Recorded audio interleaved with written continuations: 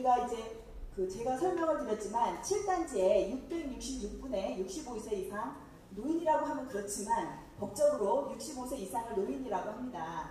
65세 이상 어르신이 7단지 666명이 살고 계세요. 그분들이 과연 건강하신 분도 있고 아프신 분도 계시긴 하겠지만 그분들 중에 어떤 필요가 있는지 사실 도움을 받고 계시는 분들도 계실 거예요.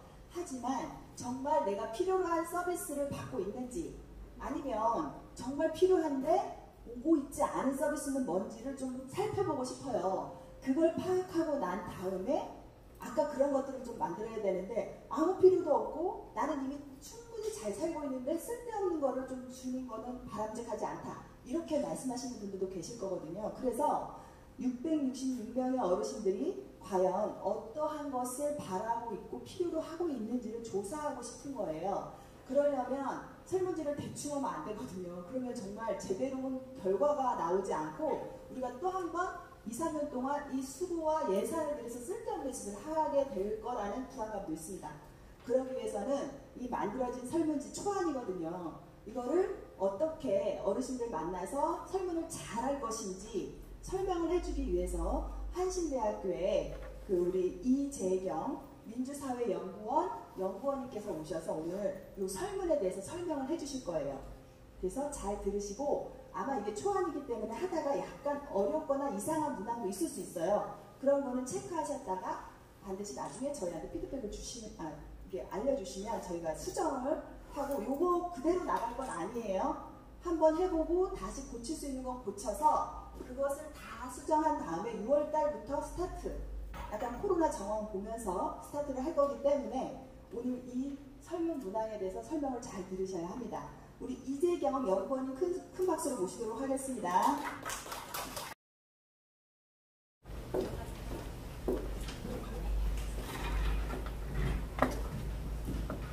예. 설문을 하다 보면요. 생각보다 이게 설문이 영어로 써 있는 게 아니잖아요. 근데도 내가 이상하게 들고 가서 설문지를 받다가 얘기하다 보면 막힐 때가 있습니다. 근데 왜 막히냐면 설문지도 공부를 좀 하고 가셔야 돼요. 그러니까 설문이 아예 한글이고 내가 다 아는 건데 이러고서 그냥 편하게 가시면 막상 현장 가가지고 당황해서 얘기를 못하거나 또 때로는 어느 주민께서 뭔가 질문을 하시는데 나도 생각을 못했던 거야, 평소에. 그럼 내가 어버버버버 하기 시작해. 근데 이게 설문이라고 하는 것이 사실은 조사원이 꼭 전문가가 돼서 주민한테 듣고 이런 건 아니지만 그래도 특히 좀 연세가 드신 분들을 대상으로 저희가 조사원들을 이렇게 다운해서 하는 이유는 그래도 어르신들보다는 조금 더 이거에 대한 이해가 높고 그래서 오히려 어르신들이 어려워하시면 이걸 도와드리면서 원만하게 설문조사를 할 수 있게 하려고 하는 과정이에요. 그러다 보니까 오늘 이 자리에서만큼은 이걸 좀 숙지를 하는 자리다. 그래서 한 번쯤 전체 문항을 꼭 훑어보고 가신다라는 걸 생각하고서 했으면 좋겠다라는 말씀을 드리고요. 저한테 시간을 되게 길게 주셨는데 이게 길게는 안 주셔도 됩니다. 앞에서 또 강의를 들으셨기 때문에 이게 시간이 길어지면 힘드실 것 같아서 저는 조금 시간을 단축해서 할게요. 문항을 하나하나 보기 전에 제가 꼭 이 말씀을 드리고 싶은 게 좀 전까지 이렇게 신나게 우리 이거 왜 하죠? 커뮤니티 케어 얘기도 하고 이런 얘기들을 했잖아요. 근데 저는 더 깊숙하게 우리가 이 설문 왜 하는지를 조금 더 깊숙하게 좀 들어갔으면 좋겠다고 생각하는 게 일단 이 설문을 하는 최대 이유가 뭡니까?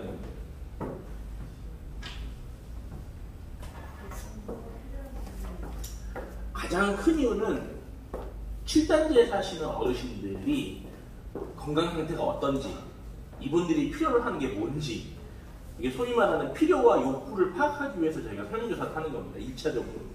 근데 이거는 1차적인 이유고 보다 더 근본적인 이유가 있어요. 저희가 이 설문을 하는 근본적인 이유.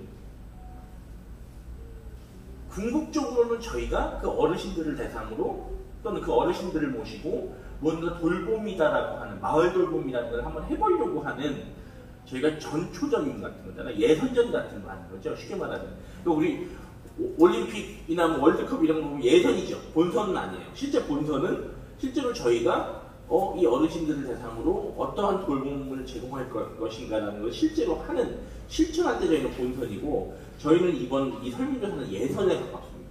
제가 이 말씀을 드린 이유가 뭐냐면 근데 예선에서 신호를 탁 빼고 나면 또는 예선에서 미천을 다 드러내고 나면 본성감은 어때요?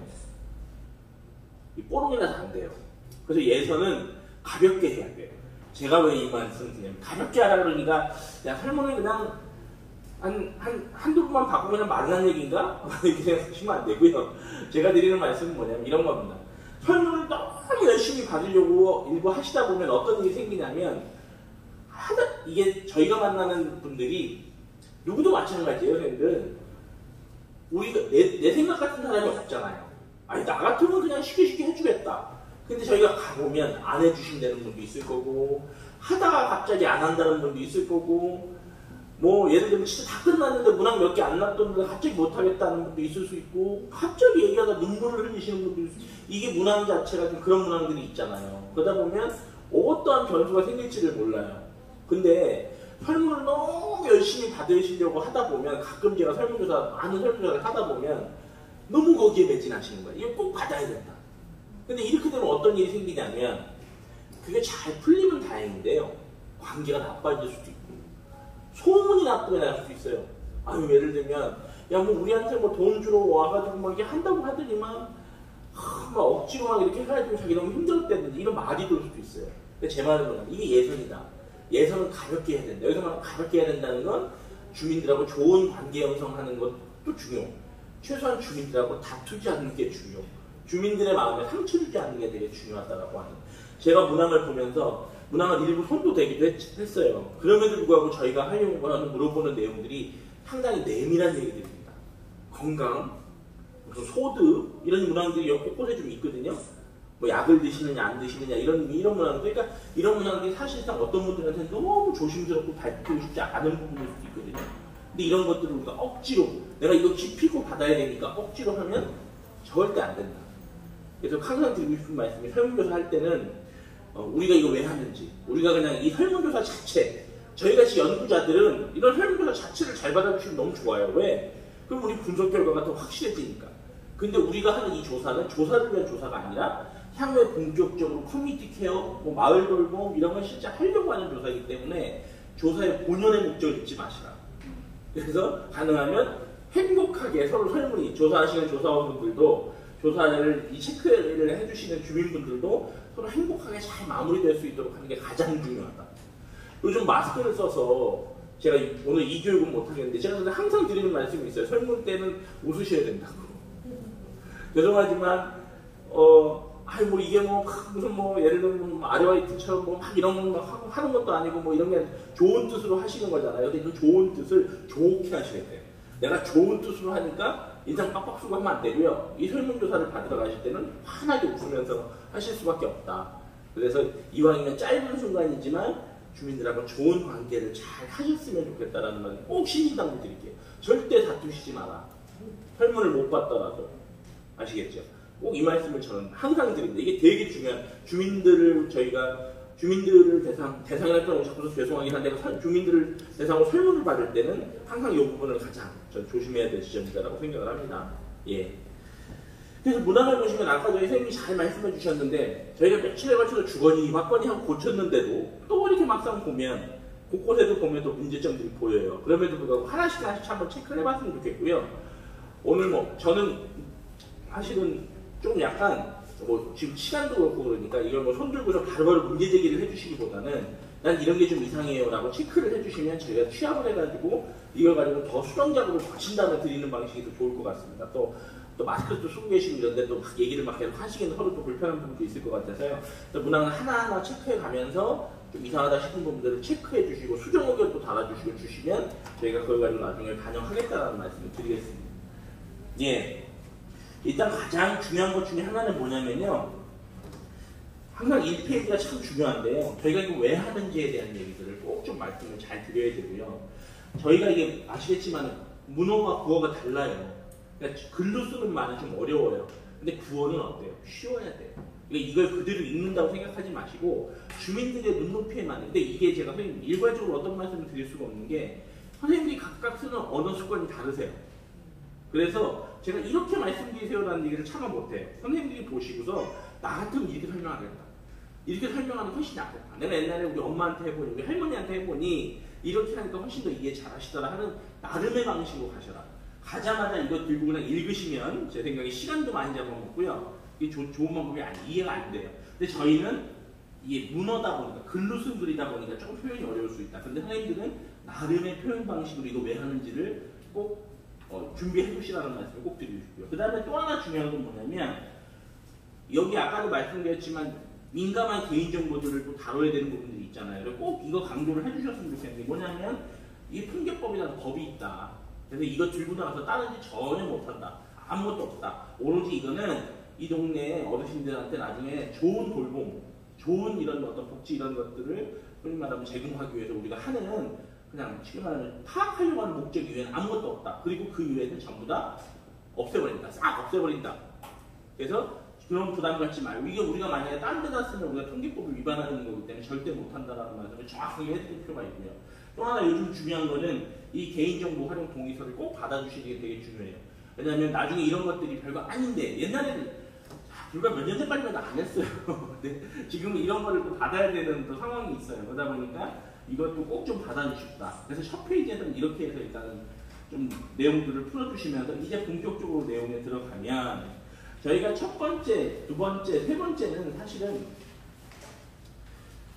건강이다라고 하는 것들이 이 비문항들에게 객관적인 질문들이 있습니다. 뭐 약을 드시느냐, 어디 아프신 병명이 뭐가 있느냐, 입원을 하신 적이 있냐, 이런 건 구체적인 거고 통상 어떤 설문이든지 건강 관련해서는 두 방식으로 여쭤봅니다. 1번 주관적, 어떻게 느끼고 계세요?